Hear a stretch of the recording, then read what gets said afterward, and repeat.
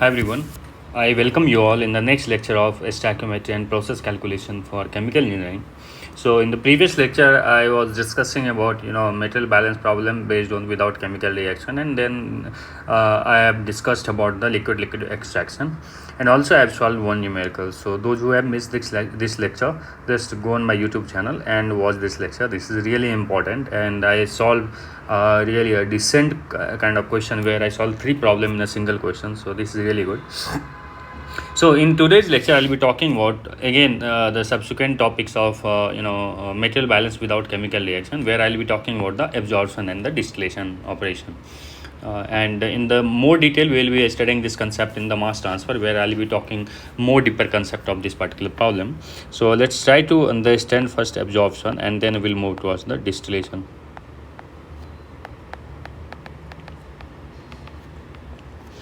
So in absorption, basically what happens, you want to separate a particular solute which is there in the gaseous mixture from using a soluble liquid solvent. So let's say if you see the absorption unit, so it looks like in this way. I'll tell you these things later on.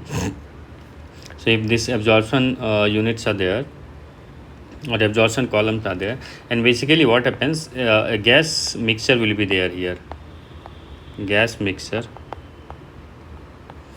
right? And in the gas mixture there will be your solute and some another component should be there, and you want to separate that solute while using a liquid, right? So you will be sending a liquid that will work as a solvent, and that the solute which is there in the gas mixture, that will be having a solubility in the solvent and good solubility in the solvent, right? After once both gas mixture and liquid will come in contact in the absorption column, and that is the prime purpose of using this absorption column, where mass transfer will take place from gas phase to the liquid phase based on the solubility of the solute in the solvent. And at the exit here, you will see the gas mixture will come out, where solute will get separated from gas mixture, and then here you will see liquid. So if I'm assuming this point is my point 1 of the absorption column, this is the second point, right? So gas mixture here is in, so here I'll talking about G1, and here the liquid flow rate is L2. So that can be in kilogram per hour or kilomole per hour, whatever the units that is given, that will be given in the problem. You have to solve accordingly, kg per hour or kilomole per hour, what things. And here the gas flow rate will be Z2 and liquid flow rate will be L1, right? So now you know the gas flow rate and liquid flow rate at the respective section. Now if I'm talking about, let's say X1, that is called as the mole fraction of solute. So sorry, in gas phase basically we denote it as Y1, right? And here X2, that is equals to mole fraction of solute in exit liquid stream, and mole fraction of solute in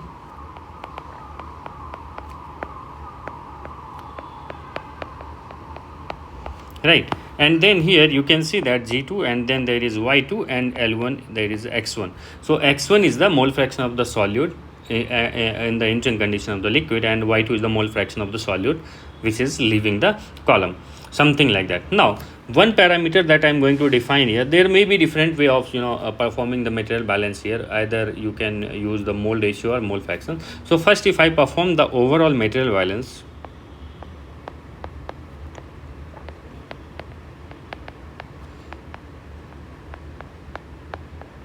so since there is no chemical reaction is happening, so G1 is entering to the column plus L2 is entering, that is equals to Z2 plus L1. So this would be your first point. And now if I perform the applying solute balance,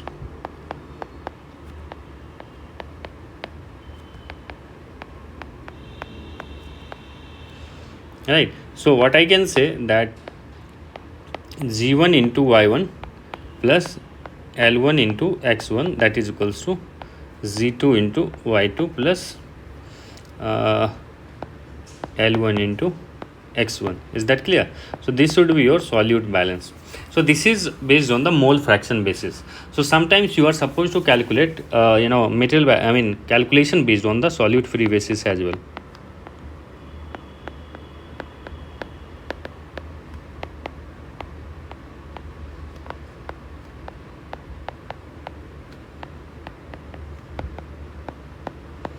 Why I am doing these things? Because you need to understand the tie component first, and solute is getting separated from gaseous mixture to the liquid, so the amount of solute is changing across the column.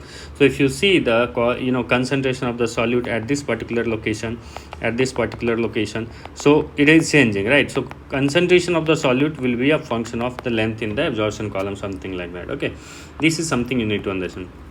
Now there will be a parameter that I'll define here, that is a y1, that is the mole ratio, capital Y1, that is called as the mole ratio of solute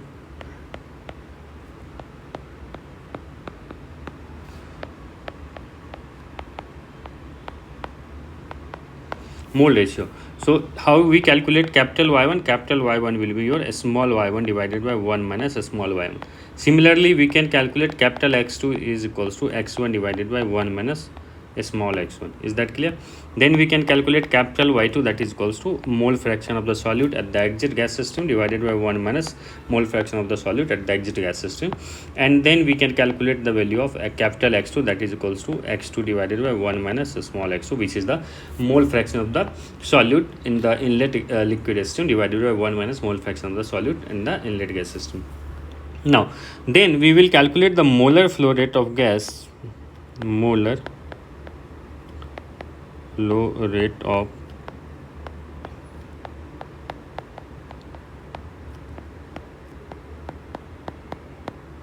solute free basis, which is called as a ZS. So we can calculate the value of ZS, that is equals to Z1 into 1 minus a small y1, right? That is equals to Z2 into 1 minus a small y2. So basically you are neglecting the molar flow rate of the solute in the gaseous mixture. So molar flow rate of because solute is getting transferred from the gaseous mixture to the liquid, so solute actually the molar flow rate or mole fraction of the solute is changing. But if you remove the solute, then the molar flow rate will be constant, and that is what we are doing. Yes, so if you calculate these things, it will be constant, because Z1 is the molar flow rate at the inlet gas system, and into 1 minus y1, that is the mole fraction of the solute. So remaining thing is not getting transferred from the gas phase to the liquid phase. That's why it will be remain as it is. Is that clear? Okay. And similarly we can calculate LS, that is equals to what? L1 into 1 minus a small x1, or that will be equals to L2 into 1 minus a small x2. So this is something you should know, how we calculate this thing. So this is the molar flow rate based on the solute free basis. So molar flow rate on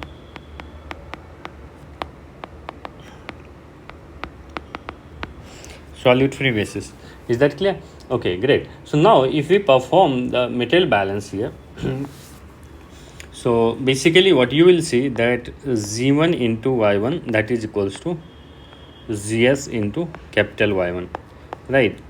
So sometimes directly, if these kind of problems have been given to you, you can use these things directly, and you can also write here that L1 into X1, that is equals to LS into capital X1.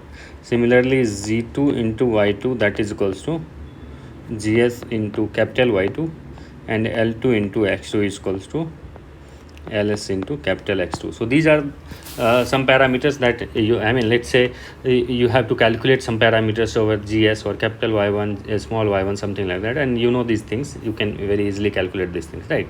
Now we get to know that X1 and X2 are the mole ratio of the solute in the liquid at the bottom and the top of the column, or the first and second unit, and y1 and y2, capital Y1 and capital Y2 are the mole ratio of the solute in the gas system at the inlet and the gas system. So basically how then we perform the material balance, applying material balance on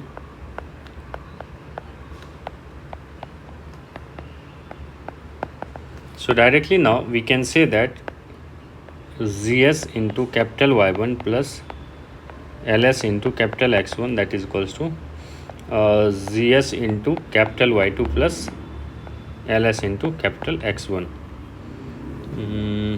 Sorry, Ls into, here it should be X2, right? So directly you can write this thing, Zs into capital Y1 minus Y2, that is equals to Ls into X1 minus X2. So sometimes you can directly calculate these things, Gs by Ls, that is equals to what? X1 minus X2 divided by Y1 minus Y2. Y1 minus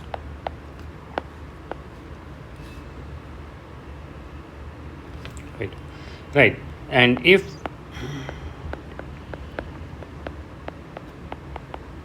is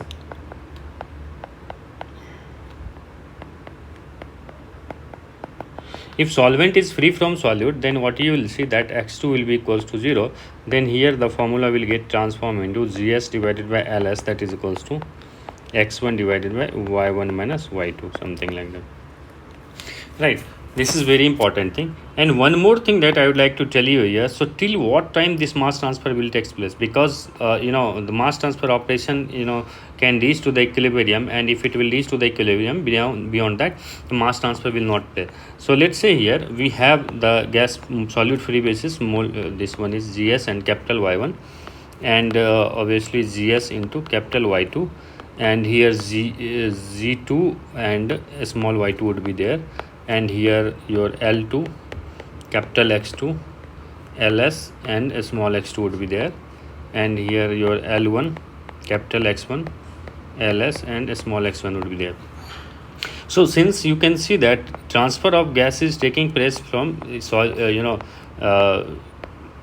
gas to liquid, solute is getting mass transfer of solute is taking place from gas phase to the liquid phase, and the situation will reach when this X1 will be in equilibrium with the small y2, right? X1 will be in the equilibrium with a small y2, and then beyond that the mass transfer will not take place. So in note section I'll write, if X1 reaches to the a small y2,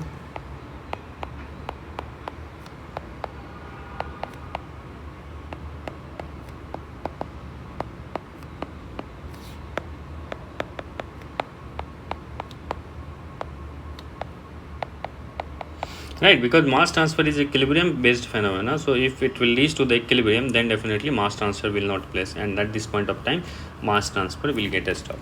Is that clear? It's very important that you need to understand these things, otherwise you won't be able to solve some good problem based on that. So first you try to check whether this is reaching to the equilibrium or not. So sometimes these kind of questions can be framed, so you have to understand that thing as well, right? So let's try to solve one numerical on this particular problem, then you will be able to understand these things. So we are trying to recover acetone from air acetone mixture. So let's say you have absorption column here. So absorption is also of co-current absorption, counter-current absorption, that we are not going to study here. So we are simply trying to understand the metal balance based on the absorption, but in mass transfer basically we'll study this particular concept in detail, right? So in acetone is recovered. So let's say you are supplying acetone plus air mixture here, and this mixture contains 25% by volume of acetone. So if it is by volume, so we assume the ideal condition, and then we'll assume the mole fraction here y1 of solute is your acetone. So your solute is your acetone, and we want to transfer this solute, right? So the mole fraction of acetone here y1, small y1, that is a mole fraction of the solute at the inlet gas stream, that is equals to 0.25, that is given. And then acetone by scrubbing with the water. So here solvent that is being supplied from the top is, let's say I am assuming, is the water that is given in the problem. Assuming that air is insoluble in water, so air is insoluble in water, obviously immiscible, so acetone will be soluble in water, and then the transfer of acetone will take place from acetone air mixture to the water. So you are supposed to determine the percentage of acetone in the entering gas that is absorbed if the gas leaving the scrubber analyzes 5% acetone. So here the mole fraction of gas in the acetone is given as 0.05, right? And you are supposed to calculate the percentage of acetone in the entering gas that is absorbed if the gas leaving the scrubber. So you have to calculate the percentage of acetone that is getting absorbed in the water. So you will calculate this thing. So how will we calculate this thing? Just try to understand. So percentage of acetone, because here it is water and there is no acetone condition that is given in the problem, so I am assuming x2 will be 0, and if we calculate the value of x1, then we can calculate the percentage of acetone that is getting absorbed. Because it is 0, there is 0 acetone condition and some acetone will be getting absorbed, then you will get some kind of mass transfer, and based on that we will be calculating the value. So in this problem, basically here the molar flow rate of gas acetone mixture will be G1, here it will be G2, and here water will be L2, and here at this condition it will be L1, right? So I am assuming, if nothing is given, I have told you have to select some basis. So I am assuming that the total molar flow rate of gas is your 100 kilomole, right? That the gas is being admitted. So out of 100 kilomole, we have to calculate the molar flow rate basis, that is GS, that is equals to G1 into 1 minus Y1. So that is equals to 100 into 0.75, that is equals to 75 kilomole, right? What is GS? GS is only air. 25 moles will be kilomole will be acetone, and this 75 kilomole will be air now, right? That is what the solute free basis calculation is, right? Now we'll perform the material balance. Performing the material balance, so what I have told you, GS into capital Y1 plus LS into capital X2, that is equals to GS into capital Y2 plus LS into capital X1. So LS quantity we don't know, and X2 is 0, obviously that is 0. GS we know, and Y1 we have to calculate, that is equals to a small y1 divided by 1 minus a small y1, that is equals to 0.25 divided by 1 minus 0.25. So that is 0.25 divided by 0.75, which will be equals to 1 by 3. And then we can calculate capital Y2, that is equals to a small y2 divided by 1 minus a small y2, and a small y2 is also given 0.05 divided by 1 minus 0.05, that is equals to 0.05 divided by 0.95, that is equals to 1 upon 19. Is that clear? So all of these value we have calculated now, okay? But again, one more thing that is very important, that what I have told you, you can also write, if this calculation looks very tedious, then you can directly use this formula, G1 into Y1 plus L2 into Y2, that is equals to Z2 into Y2 plus L2 into X2. So this L2 into X2 and L1 into X1. Is that clear? This can be also written L1 into X1. So here it will be 0, right? And G1 value that is equals to 100. And what is Y1? Y1 is 0.25. G2 is not given to you here, so we'll write G2 as it is, and Y2 is your 0.05 plus L1 we don't know again, and X1 we don't know.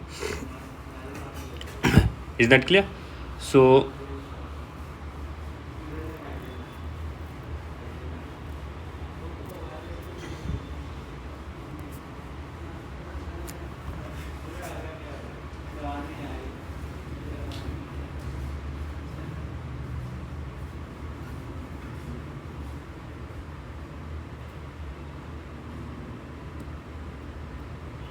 no, let's this is one case first. Second case, let's try to perform the solvent balance.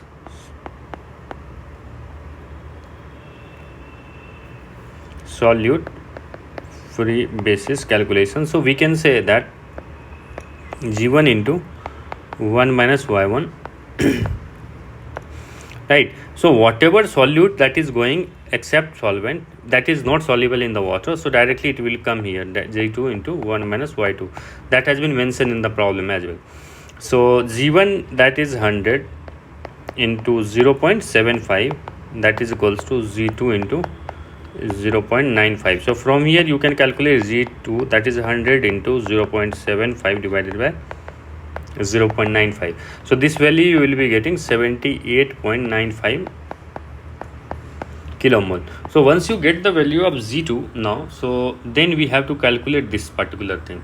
So G2 into 0.05. So now we'll substitute this value in equation 1. So you will be getting 25 equals to G2 is your 78.95 multiplied with 0.05 plus L1 into X1. So the value of L1 into X1 that you will be getting from here, that is 25 minus 78.95 multiplied with 0.05.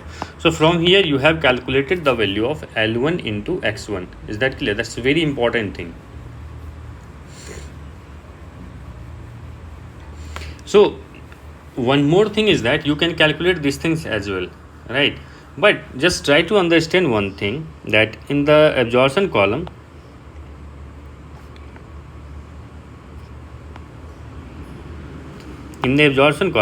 the amount of acetone that is going here, that is how much? G1 into Y1, that you have calculated is 25. The amount of acetone which is leaving here, that is equals to G2 into Y2, and that we have also calculated G2 into Y2, right? And that will be how much? 78.95 multiplied with 0.05, that will be equals to, I think, 3.9475 kilometer. So how much absorption of acetone happened in liquid? So this is initial quantity, and only at the exit you are getting these things. So percentage absorption will be how much? 25 minus 3.9475 divided by 25, and that will be 100. So it will be 84.21%. One thing is that. Second thing is that acetone entering is 0. Some amount of acetone leaving here. How much? L1 into X1. Right. That is your 78.95 into 0.05. That is 78.95 multiplied with 0.05. And that much amount of acetone is leaving here, right? So percentage would be, you just multiply with percent, because there is nothing. So how much extraction happened, that is based on this value. Is that clear? So this question is a bit tricky, where you have to understand the amount of solute, the amount of solute free gas which is coming here, that is not soluble in water at all. That's why, so if I calculate the solute free basis here and solute free basis here, it will be same as it is. So that's why I have used this equation G1 into Y1. That tells you that this particular equation does not contain any acetone calculation, right? And whatever the amount of air which is entering at the inlet without acetone, that will be leaving at the exit without acetone, because acetone is not soluble. And this is how you can solve this kind of problem. Okay. So with that, I would like to end this lecture here only. So in the next lecture, I will be talking about the distillation mass transfer operation. That is also very important, and that is based on the mass transfer, mass material balance without mass chemical reaction. And then in the next subsequent lecture, I will be talking about some numerical, some miscellaneous kind of numerical, which will be based on the absorption and distillation column, where I will be using one absorption column, and then downstream I'll add distillation column, and we'll perform both of these operations together to calculate, a fixed parameters that is being asked in the problem also. So we'll show you some kind of numerical, and that kind of numerical has not been asked till now in the GATE exam or some BARC exam or another exam.